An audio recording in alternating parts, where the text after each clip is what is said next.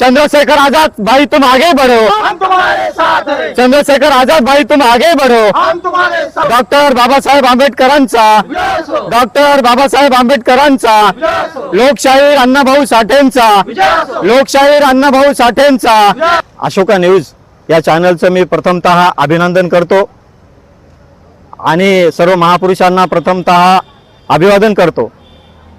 आज आझाद समाज पार्टीच्या माध्यमातून मी प्राध्यापक प्रभाकर वाघमारे, आझाद समाज पार्टी नांदेड जिल्हा प्रमुख, जिल्हा प्रभारी या नात्यानं माननीय महोदय जिल्हाधिकारी साहेब यांना आझाद समाज पार्टीच्या माध्यमातून निवेदन देण्यात येत आहे।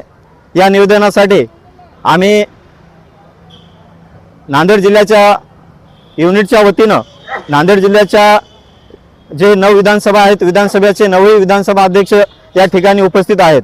विधानसभा अध्यक्षाच्या माध्यमातून आमचे जे विधानसभेचे प्रमुख आहेत, निवडणूक निर्वाचन अधिकारी म्हणून त्यांच्याकडे नामदेवजी बुद्धे म्हणून निर्वाचन अधिकारी आहेत, निवडणूक निर्वाचन अधिकारी, आणि तथा लोहा कंधार विधानसभा अध्यक्ष आहेत।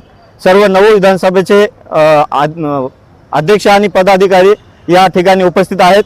या निवेदनामध्ये आम्ही शासनाला, प्रशासनाला कळवू इच्छितो की ह्या काही खाजगी संस्था आहेत, खाजगी क्लासेस आहेत, या खाजगी क्लासेसवाल्यांना प्रथमतः नांदेडकरांनी बुटाने हाणलं पाहिजे। कारण इथं गोरगरिबांच्या मुलावर अन्याय होत आहे आणि ज्याच्याकडे पैसा, धन दौलत आहे, धनदागडे आहेत, त्या लोकांना पैशाच्या मार्फत पेपर दिले जातात, नोट्स दिले जातात, आणि जी लोक गरिबाची मुलं आहेत, ज्यांना खरंच शिक्षणाची गरज आहे, असे मात्र वंचित ठेवल्या जातात।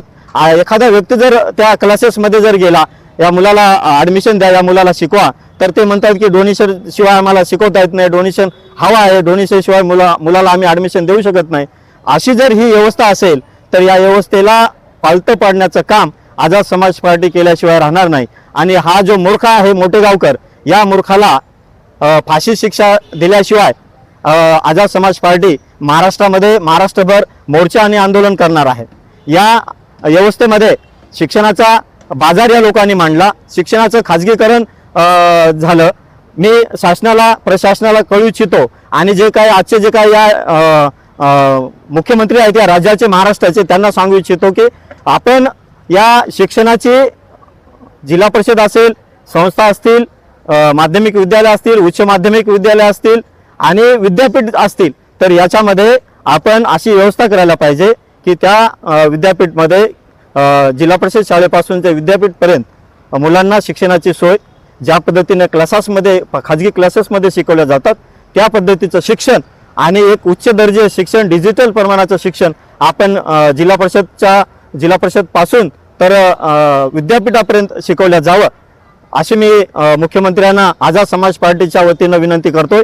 जर असं नाही झालं तर आझाद समाज पार्टी कायदेशीररित्या अन्न, वस्त्र, निवारा, शिक्षण आणि आरोग्य ह्या सेवा जर आम्हाला मिळत नसतील तर निवळ नावालाच ही जर आश्वासनं देऊन आणि कायद्यामध्ये जर अशी तरतूद ठेवून जर हे होत असेल तर आम्ही मुळीच थांबणार नाही। आझाद समाज पार्टी ही लोक आज शिक्षणाचाच एवढं काळाबाजार करत आहेत, शिक्षणाच्या परीक्षाच घेत नाहीत, तर निवडणुका कधी घेणार आहेत?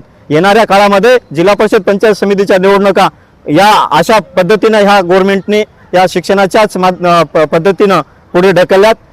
जशा परीक्षा पुढे ढकलतात त्या पद्धतीचं राजकारण या माध्यमातून निवडणुका सुद्धा पुढे ढकलण्याचं काम ही शासन करत आहे। म्हणून या शासनाचा निषेध आझाद समाज पार्टीच्या वतीनं आम्ही नोंदवत आहे। एवढं बोलून मी इथेच थांबतो। पुन्हा एकदा आपल्या चॅनलचं मी आझाद समाज पार्टीच्या माध्यमातून, सर्व कार्यकर्त्यांच्या माध्यमातून, आमचे जे निवडणूक निर्वाचन अधिकारी आहेत नामदेवजी बुद्धे यांच्या माध्यमातून आपणास मी सांगू इच्छितो की आम्ही हा अन्याय सहन करणार नाही आणि अन्याय होऊ देणार नाही। निश्चितच इथल्या व्यवस्थेला आम्ही हे करू आणि नांदेड जिल्ह्यामध्ये गोरगरिबाच्या मुलांना उच्च शिक्षण मिळेल आणि मोफत मिळेल यासाठी आम्ही संघर्ष करू आणि त्यांना न्याय देण्याचा प्रयत्न आझाद समाज पार्टीच्या वतीनं माननीय आमचे चंद्रशेखर आझाद भाई यांच्या नेतृत्वाखाली आम्ही न्याय देण्याचा प्रयत्न करू आणि निश्चितच न्याय देऊ। एवढे बोलून मी आपले आभार मानतो, येथेच थांबतो। सर्वांना जय भीम, जय भारत, जय संविधान।